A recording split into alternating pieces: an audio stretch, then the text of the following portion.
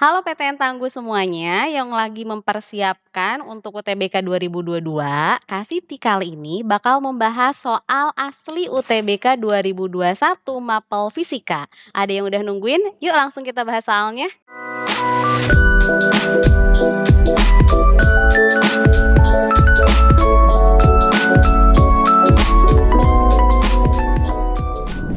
Soal nomor pertama adalah gerak lurus, berarti udah dibilang gerak lurus. Nah, kalau dilihat dari grafiknya, ini grafiknya itu X terhadap T-nya adalah linier. Kalau linier berarti dia termasuk GLB. GLB itu ingat apa? Gerak lurus beraturan di mana nilai kecepatannya tidak berubah atau nilai kecepatannya konstan. Dan kalau di GLB biasanya rumusnya cuma ada satu, yaitu adalah kecepatan sama dengan S. S itu bisa dalam artian jarak atau bisa dalam artian perpindahan, dibagi sama waktu tempuhnya. Nah, di sini dia minta adalah kecepatan rata-rata antara 0, berarti ketika di 2 sini, dengan di sini nih, ketika di 6. Nah, berarti perpindahannya dari 6 ke 2 berapa? Berarti tinggal dikurang aja. 6 dikurang sama 2 dibagi waktu. Waktunya berarti dari 2 sampai 0 kan? Berarti waktunya juga sama, tinggal dikurang 2 dikurang sama 0. Berarti 6 dikurang 2, 4. Ini satuannya kita menyesuaikan sama posisi ini meter. 2 dikurang 0 berarti 2 satuannya second. Berarti 4 kurang 2 jadinya 2 meter per second. Jawabannya jadinya yang A. Sebuah balok bermasa 2 kilogram, berarti di sini ada balok masanya 2 kilogram, gambarnya Kasiti gambarin seperti ini. Kalau kalian mau gambar kayak gimana pun terserah, bergerak pada sebuah bidang datar. Ini bidang datarnya dengan kecepatan 1 meter per second. Misalkan dia bergeraknya ke arah kanan. Boleh nggak sih Kasiti ke arah kiri? Boleh, sistemnya boleh ke arah mana aja, karena kan di soal nggak dibilang dia sistemnya bergerak ke arah mana. Selanjutnya, balok menuruni sebuah bidang miring, ini bidang miringnya kasar, dengan kemiringan 30 derajat. Nah, biasanya kalau dia bilang kemiringan, sudut yang dibentuk itu adalah biasanya kemiringan dengan bidang horizontalnya. Dan mengalami gaya gesek sebesar 7 Newton. Nah, ingat ya, ini kan dimisalkan berarti bendanya bergerak ke bawah. Kalau gaya gesek arahnya selalu berlawanan dengan arah gerakan. Jadi kalau bendanya bergerak ke bawah, gaya geseknya otomatis arahnya ke arah atas, kayak gini. Kedua ujung bidang miring berbeda ketinggian 0,5 meter. Artinya ini sebenarnya menjelaskan tentang tinggi dari bidang miringnya.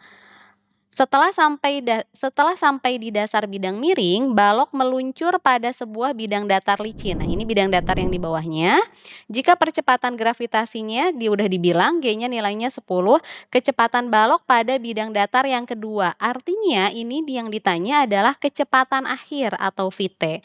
Kalau yang ditanya VT, jadi kemungkinan yang tadi yang 1 meter itu adalah jadinya kecepatan awal V0-nya. Nah, dari sini yang pertama yang harus kamu lakuin adalah karena kita udah dikasih tahu ada gayanya, berarti gambarkan semua gaya yang belum disebutkan di soal. Karena benda punya massa, berarti dia punya gaya berat. Ingat, cara menggambar gaya berat selalu dari titik tengah benda lurus vertikal ke bawah. Yang kedua, karena si bendanya menekan permukaan bidang miring, berarti dia punya gaya normal. Gaya normal arahnya selalu tegak lurus dengan permukaan dari bendanya. Setelah itu, karena yang si gaya beratnya tidak sesuai dengan kemiringan, berarti kita gambarkan sumbu X yang biasanya sejajar dengan bidang miring dan sumbu Y yang tegak lurus dengan bidang miringnya. Kita sekarang akan memproyeksikan nih yang si W ke arah yang Y. Nah, kalau tetanya di sini, biasanya tetanya tuh sama kayak di sini nih. Makanya yang Y-nya dapatnya adalah W cos theta. Karena tulisan tetanya lebih dekat ke sumbu Y. Jadi ingat-ingat ya, bukan karena besar atau kecilnya dari satu sudut. Tetapi tulisan tetanya lebih kemana? Kalau lebih dekat ke X berarti X yang dapat cos. Kalau lebih dekat ke Y berarti yang Y-nya dapatnya yang cos. Ini untuk mempermudah. Kalau salah satu sumbu proyeksinya udah dapat cos, berarti mau nggak mau yang sumbu yang lainnya itu dapatnya adalah sin. Nah, ini proyeksi untuk yang sumbu X-nya. Karena di sini nanyanya adalah kecepatan dan di sini ada F, sebenarnya cara mengerjakannya ada 2. Yang pertama boleh pakai konsep GLBB atau yang kedua boleh pakai konsep usaha dan energi. Usaha itu kan simbolnya biasanya W. W itu rumusnya ada 3. Yang pertama bisa gaya dikali dengan perpindahan. Yang kedua bisa perubahan dari energi kinetik. Yang ketiga bisa minus dari perubahan energi potensial. Cuman karena ini ada gaya gesek, si perubahan energi kinetik tidak bisa disamadengankan dengan minus perubahan energi potensialnya. Jadi kita mau ini nih, mau pakai 2 rumus yang ini. Gayanya pakai yang mana, Kak Siti? Gayanya pakai gaya total di sumbu geraknya. Sumbu geraknya berarti di sumbu apa? Di sumbu X. Di sumbu X ada berapa gaya? Ada 2 gaya. Ada yang W sin theta arahnya ke bawah dan ada gaya gesek ini yang nilainya 7 Newton. Mana yang searah gerakan itu yang positif. Di sini karena bendanya bergerak ke bawah berarti yang positif yang W sin theta-nya. Jadi yang 7 Newtonnya negatif. Berarti ini jadinya W sin theta dikurang sama gaya geseknya. Nah, sekarang kita nanya perpindahan nih. Perpindahannya berapa? Perpindahan itu berarti ini panjang si bidang miringnya atau panjang dari si lintasan yang ditempuh oleh si bendanya. Nyarinya dari mana? Kan ada H. Nah, ingat-ingat nih, kita mau nyari bidang miring ada H sama theta. Berarti ingat rumus apa? Rumus sin. Sin 30 sama dengan sin itu kan rumusnya adalah depan dibagi sama miring. Berarti depannya yang H, miringnya yang mau kita cari. Kita misalin kan delta S. Berarti delta S-nya tinggal H-nya nilainya 0,5 dibagi sin 30. Sin 30 juga 0,5 kan? Berarti delta S-nya adalah 1 meter.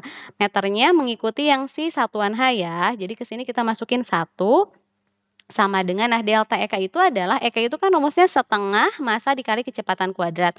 Kalau delta jadi setengah massa dikali kecepatan akhir dikuadratin dikurang kecepatan awal dikuadratin. Jadi dikuadratin dulu baru dikurang, bukan dikurang dulu baru dikuadratin ya.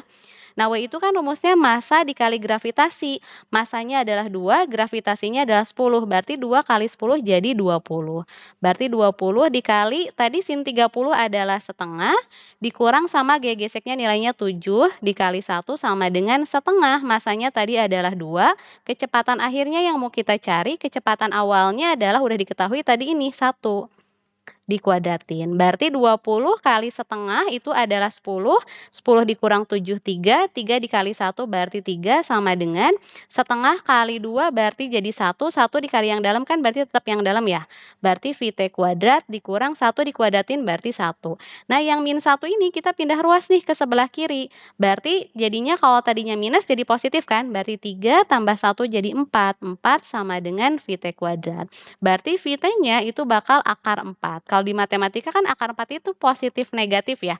Kalau di fisika pakainya yang positif aja. Positif 2 satuannya berarti meter per second. Jawabannya yang C. Soal nomor 3, sebuah bola pejal tenggelam ke dasar laut sehingga jari-jarinya berubah menjadi R. Berarti yang pertama yang diketahuinya adalah jari-jari yang kedua, jari-jari setelah berubahnya. Ini R2-nya sama dengan R.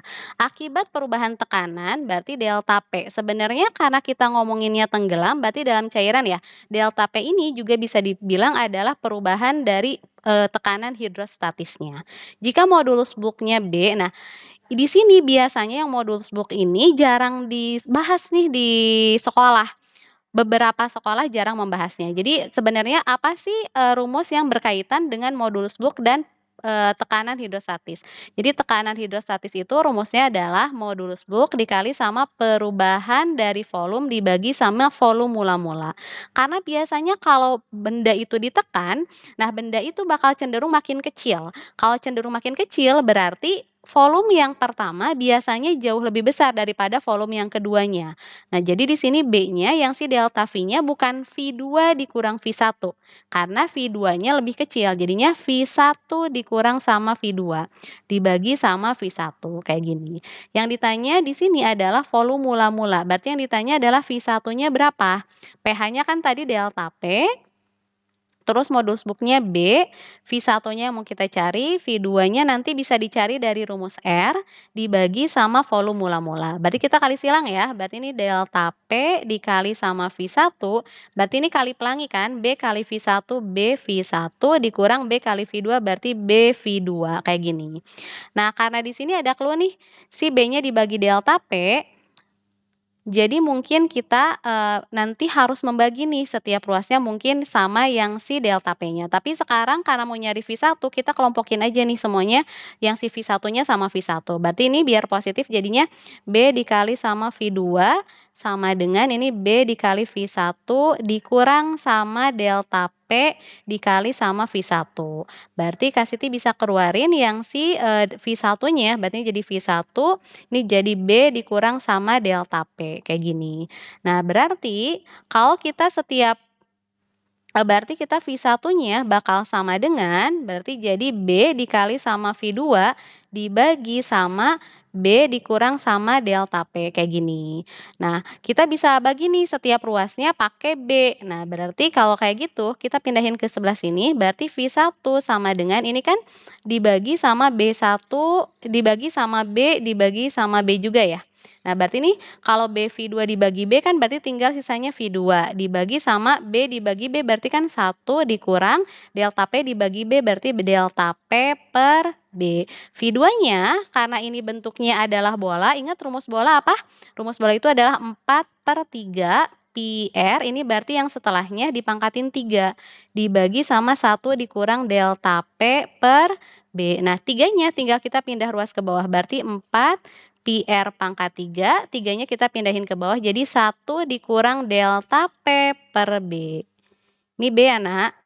Nah, jadi jawabannya yang A. Soal nomor 4, dua buah balok bermasa M1 dan M2 saling terhubung dengan seutas tali yang bergerak tanpa selip. Artinya katrolnya berputar dengan sempurna berbentuk silinder pejal. Yang pertama adalah yang diketahui karena dia silinder pejal, rumus inersianya adalah setengah massa dikali sama jari-jari bendanya dikuadratin. Terus katanya massa dari si bendanya adalah 2 kg.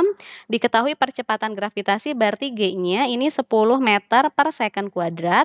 Tegangan tali pada balok pertama berarti T1-nya adalah 12,5 Newton. Percepatan sudut itu simbolnya biasanya alfa, alfanya adalah 25 radian per second kuadrat. Terus katanya jari-jari, R dari si katrolnya adalah 10 cm, kita rubah ke meter, berarti jadi 0,1 meter. Nah, dia nanya rasio M1 terhadap M2. Ini kemungkinan gambar dari si sistemnya, jadi ada dua balok dihubungkan oleh satu katrol, misalkan di sini M1-nya, di sini adalah M2-nya, karena bendanya tidak dibilang bergerak kemana, kasih misalkan M2-nya lebih besar, berarti ini bakal turun ke bawah, yang ini jadinya naik nih. Nah, terus kita gambarin nih, ada gaya apa aja sih yang ada di sini? Yang pertama karena dia punya massa, berarti dia punya gaya berat, W. Ini W1 berarti rumusnya adalah M1 kali G. Terus di sini berarti ada W2, berarti rumusnya adalah M2 dikali sama G. Terus ingat, tegangan tali itu ada kalau dua benda berarti tegangan talinya 2. Dan tegangan tali itu arahnya selalu menjauhi dari arah bendanya. Ini tegangan tali yang pertamanya, ini tegangan tali yang keduanya. Yang pertama kita pakai adalah sistem torsi. Torsi itu rumusnya ada berapa? Ada 3. Yang pertama adalah gaya dikali dengan jaraknya, yang kedua bisa inersia dikali sama percepatan sudutnya. Kita mau pakai dua rumus ini langsung. Nah, di sini kan gayanya ada 4 ya, gaya yang mana aja sih Kak Siti yang dipakai? Gaya yang dipakai adalah gaya yang berhubungan langsung dengan benda yang berputar. Di sini benda yang berputarnya adalah si katrol. Gaya yang berhubungan langsung dengan benda yang berputarnya itu cuma T1 dan T2-nya. Berarti yang dipakai cuma T1 dan T2. Kak, yang W1 sama W2-nya dipakai apa enggak? Enggak dipakai, karena memang gaya W1 dan W2-nya tidak berhubungan langsung dengan si benda yang berputarnya. Terus positif negatifnya gimana? Biar gampang kayak gini aja. Bendanya bergerak ke arah mana? Oh, ini bendanya bergeraknya tertarik ke arah M2, berarti yang positif yang si T2-nya gitu. Jadi di sini F-nya adalah T2 dikurang dengan T1 dikali R itu berarti jarak dari mereka ke titik putarnya. Titik putarnya otomatis tengah-tengah dari si silindernya. Di sini kan, berarti jaraknya itu ini berarti R, ini berarti R. Sama kan? Berarti dikali R sama dengan inersia itu tadi rumusnya apa? Setengah massa dikali jari-jarinya dikuadratin, dikali sama alfanya udah ada, berarti alfa. Nah, berarti di sini T yang udah diketahui T1-nya kan, berarti R-nya kita coret dulu ya, R di sini coret, R di sini coret. T2-nya kita belum tahu, dikurang T1-nya adalah 12,5 sama dengan setengah, massanya adalah 2, dikali R-nya adalah 0,1, dikali alfanya adalah 25. Berarti jadi T2 dikurang 12,5 sama dengan setengah dikali 2 berarti 1, 1 dikali 0,1, 0,1, 0,1 dikali 2,5 dikali 25 berarti jadi 2,5. Nah, yang 12,5-nya tinggal pindah ruas. Berarti jadi T2 sama dengan 2,5 ditambah dengan 12,5. Jadinya 15. Ingat satuannya kalau gaya dalam Newton. Belum selesai jawabannya, emang belum selesai. Dari sini kita masukin ke hukum 2 Newton. Jumlah gaya, karena ini kan adanya gayanya cuma di sumbu Y kan, jadi jumlah gaya di sumbu Y untuk benda pertama sama dengan berarti M1 dikali sama A. Di sumbu Y yang pertama kan di benda yang pertama ada 2 gaya, ada W1 sama ada T1. Karena katanya yang W2-nya bergerak ke bawah, berarti kan M1-nya bergerak ke atas. Yang searah gerakan berarti yang siapa? Yang T1-nya. Jadi T1-nya yang bernilai positif. Jadi T1 dikurang W1 sama dengan M1. A itu rumusnya bisa alfa dikali sama jari-jarinya. T1-nya kan tadi nilainya adalah 12,5. W itu kan rumusnya M kali G ya.